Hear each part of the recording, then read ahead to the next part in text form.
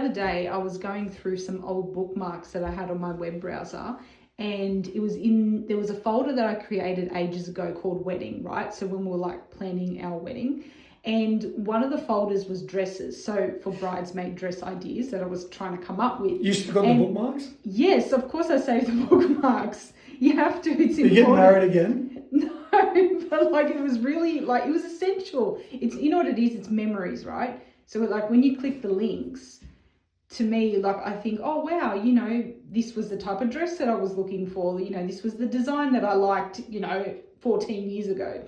So anyway, I thought I'll click on it. So when I started clicking on the links that I saved, I noticed that pretty much, I think 5 out of the 6 were pretty much 404s, right? And I know how you feel about 404s because you tell me all the time you hate when websites 404, right? So that's why conversation. That's why I was. When you cook me something that's missing, I'm like, it's 404 on the plate now.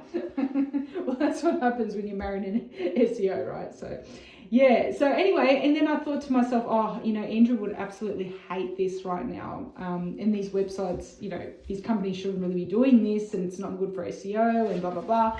So. Yeah, that was, I don't know, my experience, but I'm noticing a lot of websites are doing 404s. So yeah, no, to me. Why? Why? Like, why? I mean, how did you feel when you stumbled on that 404? Well, a part of me was a little bit disappointed because, like I said, I kept the bookmarks for memories, right? So when they weren't there anymore, I was sort of a little disheartened because I thought, well, what was the type of dress that, you know, I was interested in? You know, it's not like I took a screenshot or anything like that. Do you remember the type? Okay, was it a blog post? So it was an actual store page. So right. I saved the actual, like, the dress on the actual page itself. What I would have done if I was running that website, and obviously a lot of these store owners, online store owners, they don't know a whole lot about 404s. They'll just delete pages and not really think about it anymore. No one's thinking about the fact that 12 years ago, so is that how long we got married? 12 years ago, when you bookmarked it, they're thinking, oh, that's right, you know, Daniela bookmarked it. Like, they're not thinking that.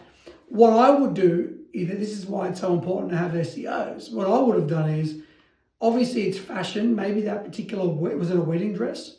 No, these were bridesmaids dresses. Well, bridesmaid dresses, okay. So maybe if they no longer have those bridesmaid dresses, what they could have done is created an article about, you know, most popular bridal dresses over the decades.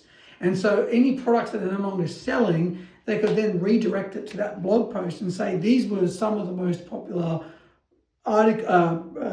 dresses. Now, if there's only like 3 or 4 on their website, they could have just mentioned we got married in 2014. So maybe use that products as a way to create an article on it, and then if those URLs were old bookmarks that you saved, then they could have redirected to that page. So was that from what you were saying before, that if you have strong links that were already there to that page for that previous product, it's good to save those URLs. Those URLs. Yeah, absolutely. But if they can't, like I said in the first answer, if they can't, then you can redirect it to another, ideally to the most relevant product. In your situation, it's probably fashion. No one maybe is buying those bridesmaids dresses. I don't know, right? It all depends. Yeah. But let's say if they're not buying it to go out of fashion, then why not just tell us what it was like in 2014? And they could be like, here was the most popular bridal dresses of 2014, or create a